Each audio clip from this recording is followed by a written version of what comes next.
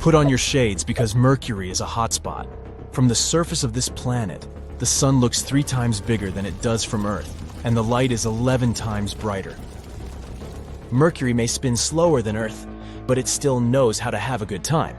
One day on this planet lasts a whopping 59 Earth days.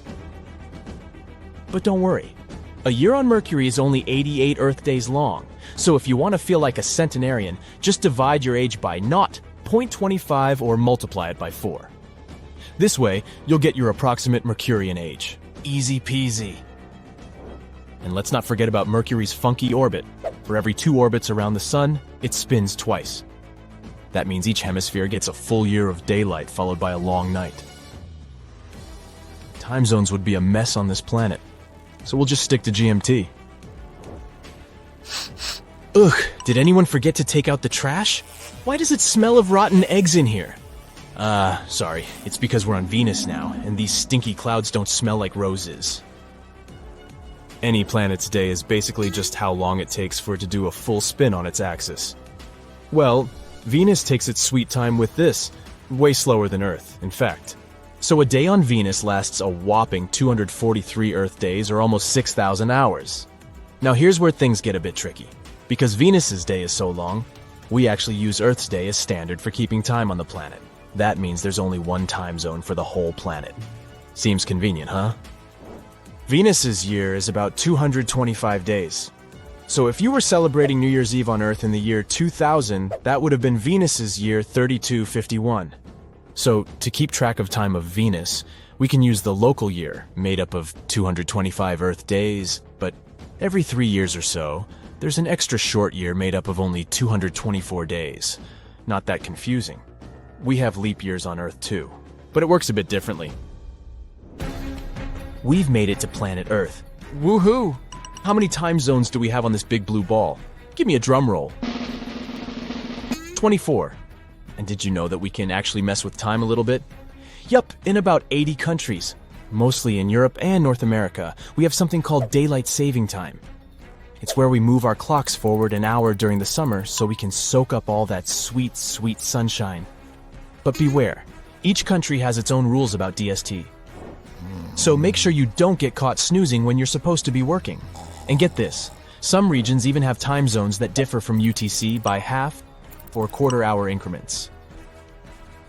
Can you imagine that the moon is getting its own time zone? The European Space Agency announced on Monday that it's time for the moon to have its own synchronized time zone. With more and more countries and private companies planning missions to our lunar neighbor, it's important that we all speak the same language when it comes to timekeeping. Right now, each mission carries Earth's coordinated universal time with it, which is fine when there are only a few missions happening at once. But with dozens of moon missions planned over the next few years, things are going to get tricky. We need a system in place to make sure everyone's on the same page, or we'll end up with different spacecraft out of sync with each other, and nobody wants that kind of chaos in space. Precise timekeeping is super important for communication and navigation, so we need to figure out a way to make sure everyone's on the same page. The ESA hasn't figured out exactly what form this new lunar time zone will take, but they're working on it. Should there be a single organization responsible for keeping lunar time? Or should we let the moon set its own time? And what about more granular time zones based on the sun's position? These are all important questions that need to be answered. When it comes to a day on Mars, it's not too different from a day on Earth. We're talking 24 hours, 39 minutes, and 35 seconds. A Martian year is 1.8 Earth years, which means the Earth year 2000 happened in Martian year 1063. Almost forgot. The Martian year has 668 local days. Phew! We sorted out the Martian calendar, but Mars will need local time zones. Because of its elongated orbit, the difference between summer and winter hours will be significant. Daylight saving time will be a thing on Mars. A year on Jupiter lasts almost 12 Earth years. Yeah, that's like a lifetime in dog years. But don't worry, they've got 12 seasons to keep things interesting, each almost as long as an Earth year. But a day on Jupiter only lasts 9 hours and 55 minutes. Also, Since Jupiter doesn't have a solid surface, the clouds move at different speeds, so two free-floating atmospheric stations could experience different days. Hey, if we lived on Jupiter, we'd be in bad need of some cool app tracking all those things. Anyway, if we ever terraform Jupiter's region, most of the population will still live on Jupiter's moons, because the atmosphere is just too wild. And get this, the moon's revolution periods are connected, so we can use the same day counting system for all of them. On Io, we can have 2 standard Jovian days in one Earth day. How do we break that down? Well, we could have a minute of 53 seconds and an hour of 103 minutes. Or we could just stick with Earth's minute and hour and have a day that's 21 hours and 13 minutes long. How old are you? I'm 200 days old, and you? Sounds odd to you, Earth dweller, but dudes on Saturn count their age in days. A year on Saturn is crazy long, like more than 29 Earth years. Kiddos would only get a fraction of a year, while the oldest folks might get a whopping 3 years. So to keep track of time on Saturn, we could divide up a Saturnian year into 29 or 30 seasons. Oh, and fun fact, Saturn doesn't even have a solid surface, just rotating clouds that spin at different speeds. But we could still set up some cool research stations or helium extraction balloons to float around up there. One Uranian year lasts a whopping 84 Earth years. So to make things easier, we'll stick to using Earth years for our calculations, and natural Uranian years can be used for special occasions, like reaching 1 Uranian year old. As Uranus doesn't have a solid surface, the rotation period is all over the place. Only science missions and helium mining companies are brave enough to venture into the atmosphere. And get this, each moon has its own day and date system. Pretty confusing. Most people won't ever celebrate 1 Neptunian year old. 1 year on Neptune is like that's way too long for us humans to stick around. But don't worry, we'll still bust out the confetti and party hats for special occasions, like when it's been 2 whole years since the first spaceship hit up Neptune. As for the rest of the time, we'll just use Earth years for all our business needs. Pluto takes a whopping 240 Earth years to orbit the Sun, which is way too long to use as a year in our everyday lives. A day on Pluto is almost like a week on Earth. So, to keep track of time, we're going to divide that into 6 standard Plutonian days, 3 of light and 3 of dark. That means a standard day on Pluto will last slightly more than 1 Earth day. Now, because Pluto's axis is super tilted, using time zones would be pointless. So we'll just use 1 time zone for the whole system. Easy peasy. As for the standard Plutonian year, it'll be almost the same as the Earth year, about 343 days. But once in 10 years, we'll throw in an extra day just for kicks. That's all for now. See you on Pluto. As you may know, light is the fastest thing in the universe, 186,000 miles per second. A flight on an ordinary plane around the Earth would take about 50 hours, while a flight around the Earth at the speed of light would only take 0.134 seconds. But is it possible to travel even faster than that? Well, we can certainly try. This is an idea called faster-than-light travel, or FTL for short. This is what powers the coolest space stories, like Star Wars, where ships like the Millennium Falcon defy the rules of nature with their hyperdrive engines. Or think of Star Trek with its USS Enterprise and its warp drive. FTL would allow us to explore all the uncharted galaxies, maybe even meet some extraterrestrial life. In 1905, Albert Einstein introduced his theory of special relativity. This theory revealed some very important ideas. We learned that FTL travel could lead to some weird consequences. Let's imagine that you're in a starship and someone is standing still and watching you from the outside. You try to go faster than the speed of light. To the observer, it seems like something really weird is happening to your spaceship. As you go faster, they see it like a sausage, squishing and getting shorter and shorter in the direction you're moving. This squishing effect is what scientists call length contraction. This isn't the only weird effect. Relativity also tells us that time starts acting really weird when you go that fast. As you speed up, time slows down for you compared to someone watching from afar. So, the faster you go, the slower time feels for you. For you, it feels like just a few minutes have passed. But back on Earth, years have flown by. And if you have a family member patiently waiting for your return, that person ages a lot more than you do. So, when you finally come back to Earth, you might see that they became very old while you haven't aged at all. This is called time dilation. We can observe this effect even in some everyday things. For example, in our GPS devices, who are connected to satellites way up high in Earth's orbit. The satellites move incredibly fast in space. This causes signals to speed up slightly. For the satellites, time passes a bit differently compared to clocks on Earth. So, the faster you go, the more time dilation grows, which means when you go FTL, time might decide to go backwards. This happens because the math says you end up with a weird -2 result. In other words, going faster than light can actually lead to an accidental time machine. This opens a room for different problems and paradoxes. For example, let's say you showed up in the past and see yourself. Your own past self looking back at you. So, if you high-five them, who started the high-five idea in the first place? There's also a famous grandfather paradox. For example, if you go back in time and accidentally stop your grandparents from meeting, this means your parents are never born, so you shouldn't exist either. Sort of like the movie Back to the Future. But if you don't exist, how could you have gone back in time to stop your grandparents meeting? Or the bootstrap puzzle.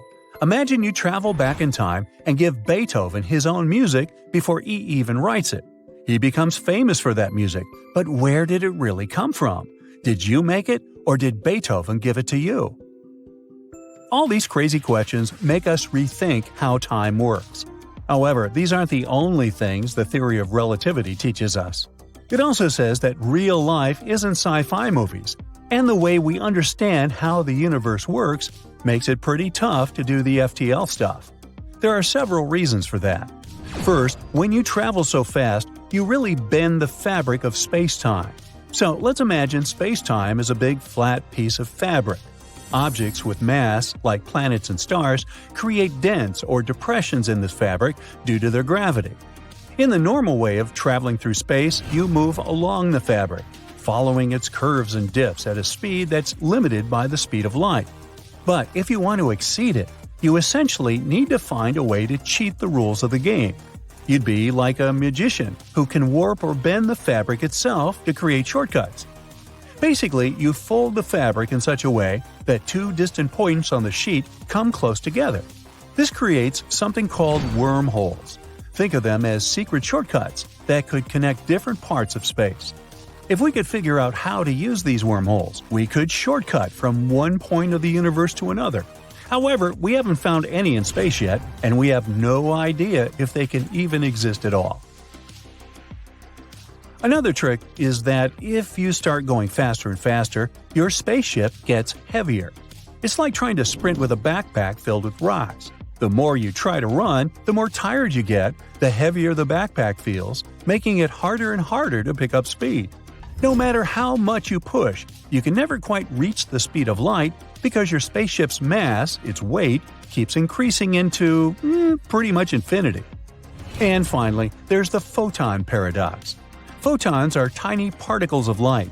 The reason we see things is because photons reach our eyes. But when you decide to go FTL, these little particles quit their jobs. What happens next is a big mystery. Maybe your spaceship and everything inside falls apart into dust. Everything inside your ship probably goes haywire and causes pure chaos. All these things show that no matter how hard you try, you can never outrun the speed of light. Which is why most scientists think going faster than light is probably impossible, as well as time travel and all that good stuff. But there are still those who dream about it. For example, in the 1990s, Sergei Krasnikov had come up with the Krasnikov tube, pictured as a kind of super-fast subway for space travelers, where you can hop in and zip to your destination in a flash. But as you can see, we haven't built it yet. The problem is we need something called negative energy. Negative energy is a strange kind of fuel that only exists in math problems, not in real life. So, until we figure out how to make this make-believe fuel, these amazing spaceship ideas are still just dreams. And to build something like wormholes, we would need a negative mass. This is exactly what it sounds like. An object that not only doesn't weigh anything, it has a negative weight. What in the world does that mean? We have no idea. The main thesis is that if you pushed an object with negative mass away from you, it would accelerate towards you instead. And we really need that to teleport from one point of the universe to another. So, until we create this super weird thing, we won't be able to do that. Another scientist named Eric Lenz also made something like a warp bubble, but it would take an incredibly huge amount of energy, like eating hundreds of Jupiters. However, NASA is still really interested in his idea, and they're hoping to solve the energy challenge with new discoveries.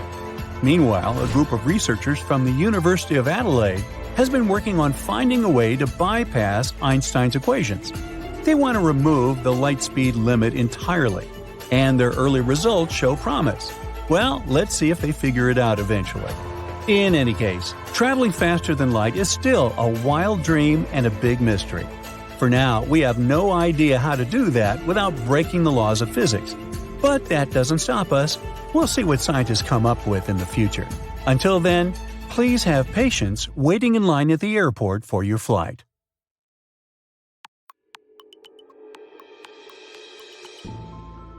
You know how Stephen Hawking said, the best evidence we have that time travel is not possible, and never will be, is that we have not been invaded by hordes of tourists from the future.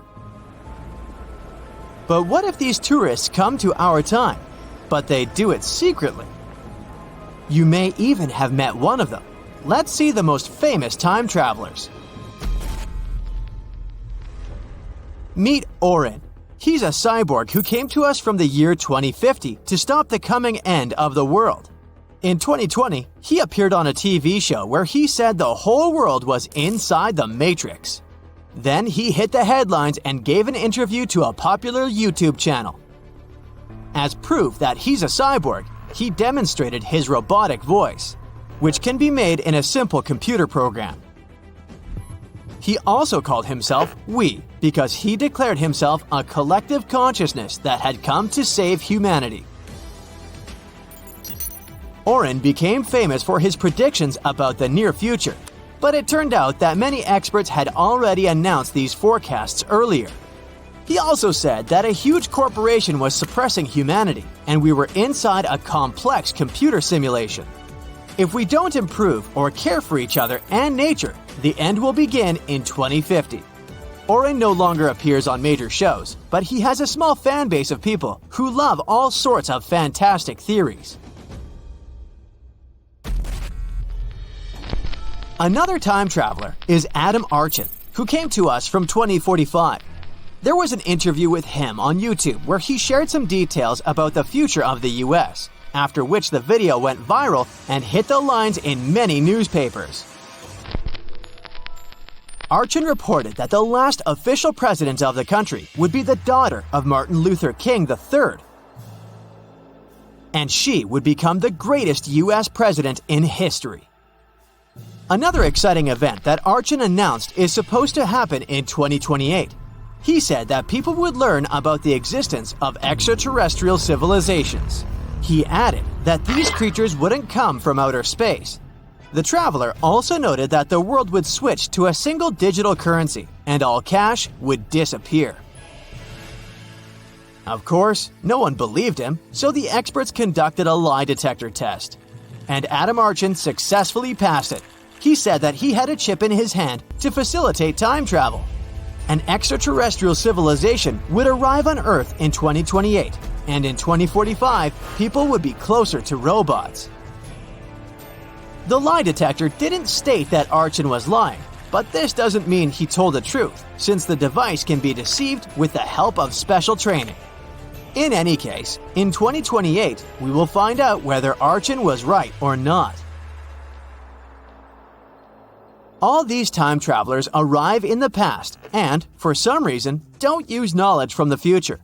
What would you do if you could go back 50 years? Perhaps you would invest money in shares of some young company that will become a big, expensive corporation. In that case, everyone would believe that you really came from the past. And by the way, one guy did it. He invested $800 in the stock exchange and made $350 million out of it. This guy's name was Andrew Carlson, and he hit a big jackpot in 2003. However, he didn't manage to enjoy a rich life because the FBI came for him. Andrew sold some stocks and bought others, and did this very successfully. Thus, in a few months, he became a millionaire. The Securities Commission couldn't believe in such coincidences, so it called the FBI.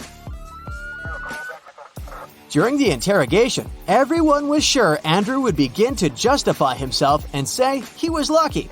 But instead, he calmly replied that he came from the year 2256 with the help of a time machine. Of course, no one took it seriously.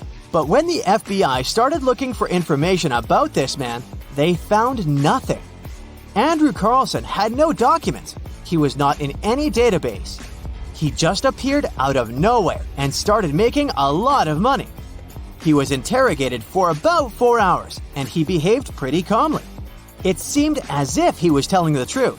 However, he didn't tell them the time machine's location. When the press found out about this man, he immediately became a celebrity. Well-known news sites began to write about Andrew Carlson.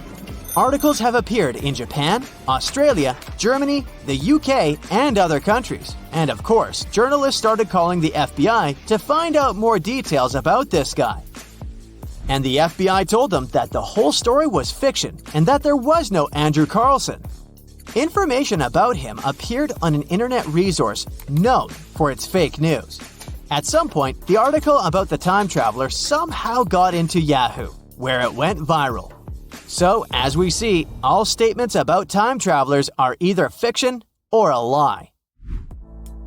Conversations about such travels appeared thanks to fantastic films and books. Pop culture has greatly influenced this fantastic concept and created several theories claiming that time travel is real. And some people believe that, especially those who are far from science. But what do real scientists think about this? Are such trips really possible? Let's try to find out. Scientists say, yes, time travel is real because we're now traveling in time. Time is moving forward, and we're moving with it. We call it a journey. But if we need to get into the future or go back to the past, everything is much more complicated here. Remember Einstein's little theory of relativity? It says that time moves relative to the observer and has no constant value. To understand better, here's a simple example. 10 hairs on your head. Is it a lot or a little? 10 hairs in a bowl of soup. Is that a lot or a little? Everything is relative and depends on the conditions. The same thing happens with time and space. If we move at a tremendous speed, close to the speed of light, then time slows down for us. The perception of time becomes different for a person who's running and for one who's standing still. If we're near some heavy object, let's say 1,000 times heavier than the sun, then the time next to this object also slows down, thanks to its strong gravity. In this sense, time travel is possible. If you're an old person and meet your friend as young as he was 50 years ago, "Why are you so young?" "Oh, I've been flying in space at a tremendous speed all this time, that's all." But this doesn't mean that this friend just sat on the ship for 50 years and didn't age. No, time was different for him. 10 years for you on Earth is a long period of time, but for him, these 10 years passed like half an hour. Gravity and speed bend time. For this reason, astronaut Scott Kelly, who spent a year and a half in orbit, became 5 milliseconds younger than his twin brother after coming to Earth. All this time Scott spent inside the ship flying in orbit at high speed, and he was also further away from the gravitational center of the planet. So, time was slower for him by 5 milliseconds than for his brother. Objectively, time always runs at the same speed, but its speed changes inside the perceptions of different observers under different conditions. That's what the theory of relativity is about. But what about jumping into the future or the past, like in movies?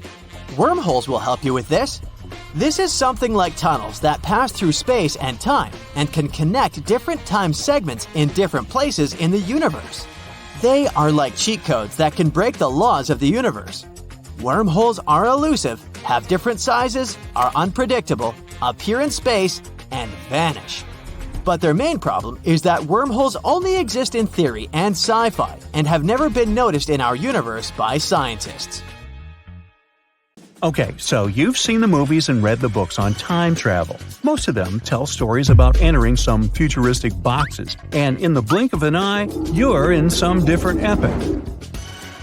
For now, this is just sci-fi. But there are ways to make time travel possible, at least theoretically. We just don't have the technology figured out yet.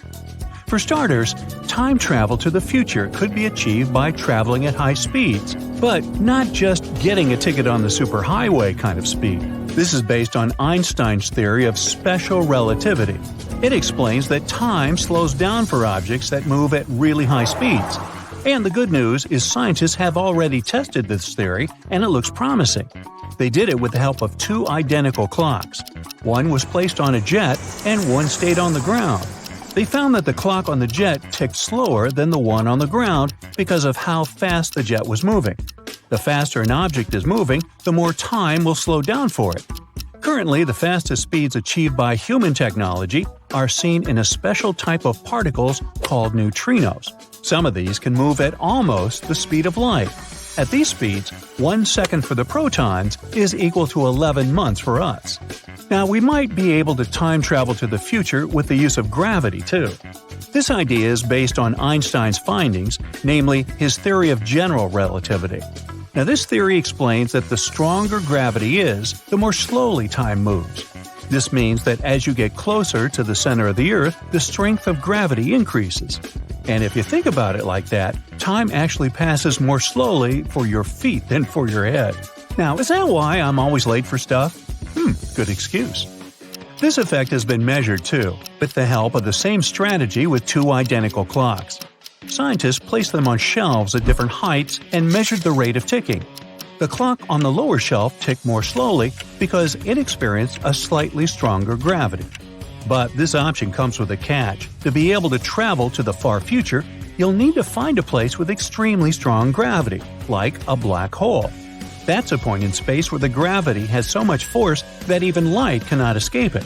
There, gravity becomes so intense that matter gets squeezed into a tiny space. The closer you get to the black hole, the more slowly time moves. However, traveling via a black hole is very dangerous, mostly because it's a one-way ticket. Once you cross its edges, there's no coming back. Now, here's a fun fact. The GPS systems we use on our phones and in our cars already have to account for time dilation effects in order to work properly. That's because of the speed of the satellites they use and the gravity they feel here on Earth. Without these corrections, your phone's GPS wouldn't be able to pinpoint your location on Earth very precisely. Meanwhile, the third option has less to do with the universe's unknown forces and more to do with our own bodies. Scientists are trying to find ways to time travel to the future by slowing down the body's own processes. It's not time travel per se. You wouldn't technically be going anywhere. But if your body stays put for a long period of time, you could eventually wake up in the future. Some animals, like bears and squirrels, can slow down their metabolism during hibernation, which means they don't need as much food and oxygen to survive. Specialists are trying to figure out if humans can do the same thing. They're working on ways to make people go into a short-term hibernation for a few hours to begin with. This could be helpful for medical emergencies too, in order to help a person before they can safely get to the hospital. In 2005, scientists were able to slow down the metabolism of mice by exposing them to a small amount of special gas. However, when they tried to do the same thing with larger animals, it did not work as effectively. Our fourth option of traveling through time is really unique. It involves a special type of shortcuts that may exist in our universe called wormholes. Now, before we move on, let's try to understand what they are. You'll need to picture two balls and a trampoline. If there's no pressure applied on the trampoline, it stays flat. Now imagine the two balls placed on the trampoline symmetrically. If you look at them from this perspective, there's no possibility of them ever touching. But if you put enough pressure on the trampoline between the two balls, this flexible fabric can stretch so much that the two objects might potentially touch each other. The same thing happens with stars in different star systems. They're big enough to curve space around them. That's why most planets tend to orbit around a star. The tunnel between those 2 points would be a wormhole. These wormholes could be used to travel long distances, like 1 billion light years, or even visit different times. Now, many scientists, like Stephen Hawking, think that wormholes might appear and disappear, but be very small, smaller than atoms. The problem is that we don't know how to catch one and make it bigger so that people can use it. This would take a lot of energy, and we don't know if it's even possible. Some astronomers say that even if we could find a wormhole and enter it, it would rapidly collapse on itself. Even the tiniest bit of extra mass, like that of our bodies for example, can result in the wormhole slamming shut, like a rubber band that's been stretched too much. Now, the fifth solution for time traveling was proposed by an American physicist named Ron Mallett. It involves one resource that we know for sure is abundant in the universe – light. The scientist proposed a theory about time travel that would use a rotating cylinder of light. He believes that if something was dropped inside this swirling cylinder, it could be moved in both space and time, similar to how a bubble moves when you swirl it with a spoon in your coffee. According to Mallett, the right shape of the cylinder could allow for traveling to both the past and the future. The physicist has been trying to raise money for an experiment to test his theory. This experiment involves dropping tiny particles, called neutrons, through a circular arrangement of spinning lasers. However, other scientists say Mallett's theory is impossible and there's no need to test it further. Well, even if we eventually figured out a way to travel back in the past or to the future, would it be safe? Scientists have been talking about a problem called the paradox of time travel for a long time. The main question is what would happen if you went back in time and did something that changed the future. However, a new study from researchers from the University of Queensland says that this problem might not be real after all. The scientists have done some calculations and found out that even if you had changed something in the past, the timeline would still end up the same way. Another variation of this problem is called the grandfather paradox. Imagine going back in time and preventing your own grandfather from having offspring. Come to think of it, it automatically means you shouldn't exist in the first place. If your grandparents didn't have your parents, how can you exist at all? Well, these days scientists are certain that even if you did experience something like that, you'd still exist in the present. That's because the timeline that already exists has a way of adjusting itself, regardless of where people are in time and what they do. Or somehow get 1.21 gigawatts in a DeLorean and make like Marty McFly. Get ready for the AI radio hosts. Enter the spotlight Radio GPT. This is the groundbreaking AI tool that can effortlessly host radio shows with human-like voices. But should we be concerned about this technological leap? Is it the beginning of the end for human radio hosts? Let's explore what it means for the future of broadcasting. Recently, a radio station called Couleur 3 in Switzerland tried out a wild experiment. They let artificial intelligence run their shows for a whole 13 hours. The AI used fancy technology to generate scripts and even cloned the voices of 5 hosts using its magic. Listeners tuned in to hear AI-generated shows, where the music was picked by algorithms and the voices sounded eerily like the original hosts. But don't worry, they made sure to remind everyone every 20 minutes that it was all AI doing the talking. Even the reminder itself was an AI. It was spoken by one of the cloned voices. From 6 a.m. to 7 p.m., AI took charge of everything, except for the news updates. For the reminder, a voice said, "Our voice clones and AI are here to unsettle, surprise, and shake you.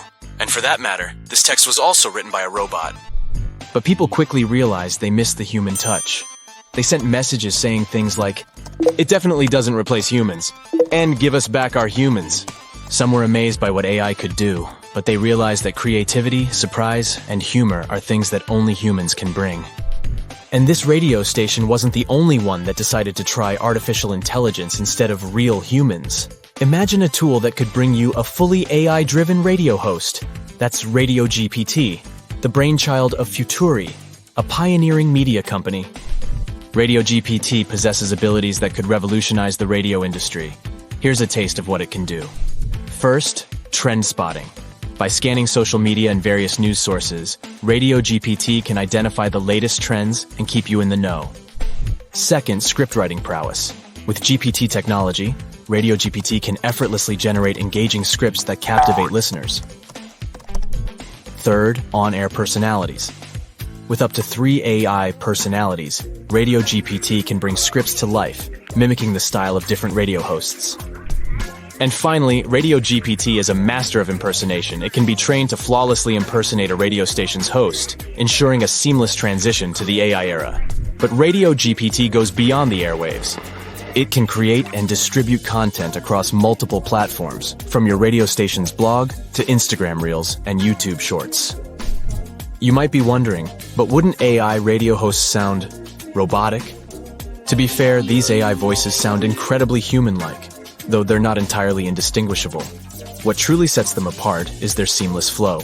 There are no awkward pauses or hesitations like the typical ums and erms. On the one hand, it's great for public performance. But on the other hand, ums and erms make human speech no longer perfect and therefore human, right? Anyway, our perception might be biased since we know that they're AI voices. So maybe try a little experiment. Launch an AI radio to some friend of yours who doesn't know about it. Would they suspect something? But before you put on your headphones, let's delve into the current challenges faced by Radio GPT. The first problem is pretty obvious. Radio GPT may be missing the essence of what makes radio special. A recent survey showed that more than half of radio listeners tune into radio to connect with their community or for companionship. We listen to radio and podcasts to hear a real person on the other side, engaging us in conversation. Many of us have our favorite hosts whom we hold dear, podcasters, YouTubers, and other broadcasters that we love and treasure as people. Through their shows, we learn about their lives, backgrounds, thoughts, and tastes, fostering a deeply personal bond. Loyal listeners even follow their favorite presenters to new stations, just like Sean Keaveney's fans did when he left BBC Radio 6 Music and started his own radio station. So we can't underestimate the power of this bond. Futuri, the creators of Radio GPT, are trying to replicate these relationships. They claim that their AI hosts will be like your fun best friend on the radio with less drama and more meme references. Seems like Radio GPT's AI radio hosts will be able to discuss online content as well.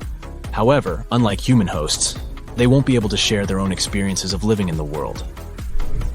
The second problem is misinformation. Radio GPT relies on OpenAI's powerful GPT-3 language model, the very same technology behind ChatGPT and Bing's AI chatbot. And while ChatGPT can generate responses that sound human, fact-checking is still not its strong suit. ChatGPT produces answers based on scanning the internet, and unfortunately, those answers are often incorrect. Sadly, the problem of spreading false information also affects broadcasting. If Radio GPT is introduced, it may put the credibility of many radio stations at risk. It also raises some concerns about broadcasting rules and regulations during elections. How will an AI host understand and comply with all the political problems? Bing's AI chatbot has faced some huge criticism from its beta testers. This chatbot surprisingly showed some jerky behavior. Users have shared examples of its angry, obnoxious, or passive-aggressive responses. This just shows that AI radio hosts might be unpredictable. While these traits may seem human-like, they may not be well received by many radio stations. And the final problem is, who decides what matters? It looks like Radio GPT tries to prioritize the trends in viral content. This raises some important questions. Should radio hosts only talk about popular or trending topics? If radio were to head in this direction, it would be a huge step back for it. Over the last 50 years, radio has evolved tremendously. Right now, it reflects diverse culture and other aspects of our society. However, if algorithms favor only popular content, radio could become monotonous and lose its uniqueness.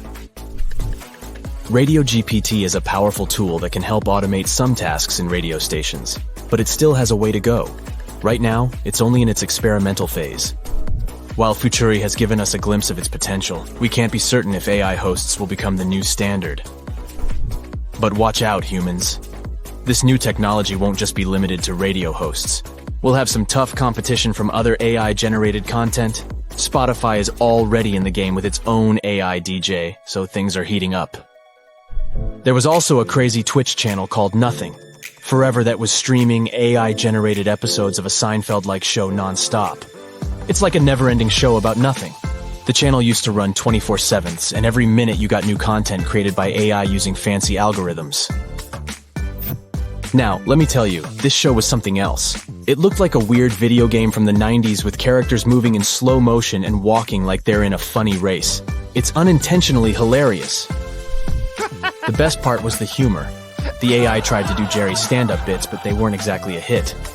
And things got even funnier when the laugh track came in at the wrong time. Unfortunately, the channel was banned by Twitch after the AI accidentally generated a controversial joke. But that's just another proof that AI still needs human oversight. Anyway, as AI-generated content takes over, radio stations need to figure out how to handle the challenges of accessibility, integration, and cost if they want to stay relevant and competitive in this ever-changing media world. It's a wild ride. However, radio has been around for over 100 years and has proven time and again that it's here to stay, despite people predicting its downfall. One of the reasons for its success is the personal connections it creates. People crave high-quality content that comes from real experiences and emotions. So there's no need to worry too much. What do you think about this? Would you listen to AI-run radio? Share your opinions with us in the comments. The experiment was a success because it helped the radio station understand the cool things AI can do, but also its limitations. Looks like AI is great for research and making things more efficient, but it can't yet replace the magic that humans bring with their creativity and emotions.